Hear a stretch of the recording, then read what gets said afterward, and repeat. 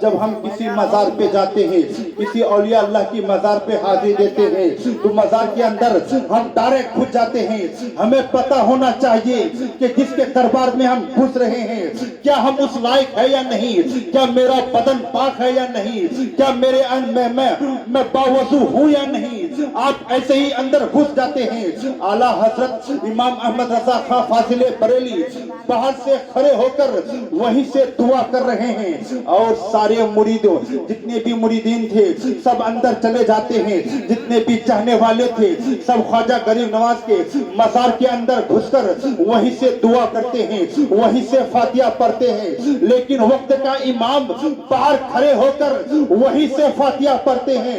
جب لوگوں نے دیکھا کہ وقت کا بہت بڑا امام جسے پوری دنیا امام احمد رضا کے نام سے جانتی ہے، وہ امام احمد رضا خواجہ غریب نواز کے مزار کے اندر نہیں بلکہ باہر کھڑے ہو کر فاتحہ خوانی کرتے ہیں، فاتحہ پڑھتے ہیں۔ جب امام احمد رضا فاتحہ سے فارغ ہوتے ہیں، جب اعلیٰ حضرت دعا سے فارغ ہوتے ہیں، مکمل فاتحہ پڑھنے کے بعد مریدوں نے اعلیٰ حضرت سے عرض کیا، حضور ہم لوگ جتنے بھی تھے سب ہم لوگ اندر گھس کر مزار شریف کے اندر جا کر وہیں سے فاتحہ پڑھے، لیکن آپ باہر کھڑے ہو کر فاتحہ کر رہے ہیں، اس کی وجہ کیا ہے؟ کیا آپ کو خواجہ غریب نواز سے محبت نہیں ہے؟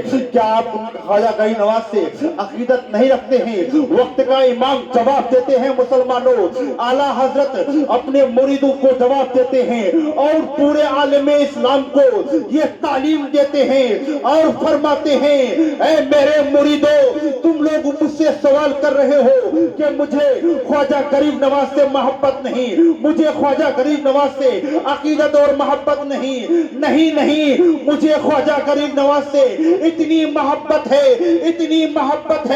تو میں اتنی محبت ہے کہ پھر میں اندر کیوں نہیں گیا، تو اس کی وجہ تو جان لے، اس کی وجہ تو سن لے۔ اعلیٰ حضرت فرماتے ہیں، اے میرے مریدوں، میں نے جو باہر سے فاتحہ پڑھا ہے، اندر جو تم لوگوں نے فاتحہ پڑھا، میں باہر کھڑے ہو کر فاتحہ پڑھا۔ اس کی وجہ یہ ہے کہ خواجہ غریب نواز ہندوستان کا راجہ، ہندوستان کا بادشاہ ہے، خواجہ غریب نواز ہندوستان کا بادشاہ ہے، اور اعلیٰ حضرت خواجہ غریب نواز کی بارگاہ کا ایک فقیر ہے۔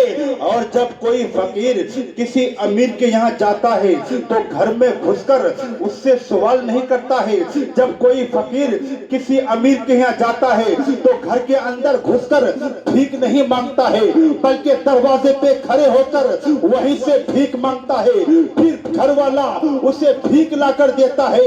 اعلیٰ حضرت فرماتے ہیں، اے میرے مریدوں، خواجہ غریب نواز یہ ہندوستان کا بادشاہ ہے اور میں اس در کا ایک ادنا فقیر ہوں، اور جب کوئی فقیر کسی بادشاہ کے گھر جاتا ہے تو اندر گھس کر نہیں بلکہ باہر دروازے پہ کھڑے ہو کر وہیں سے مانگتا ہے۔ سبحان اللہ، سبحان اللہ۔ حضرات محترم، اعلیٰ حضرت نے ہمیں یہ سکھایا کہ جب ہم مزار شریف پہ جائیں تو کیسے جائیں اور کہاں سے دعا پڑھیں، کہاں سے ہم فاتحہ خوانی کریں۔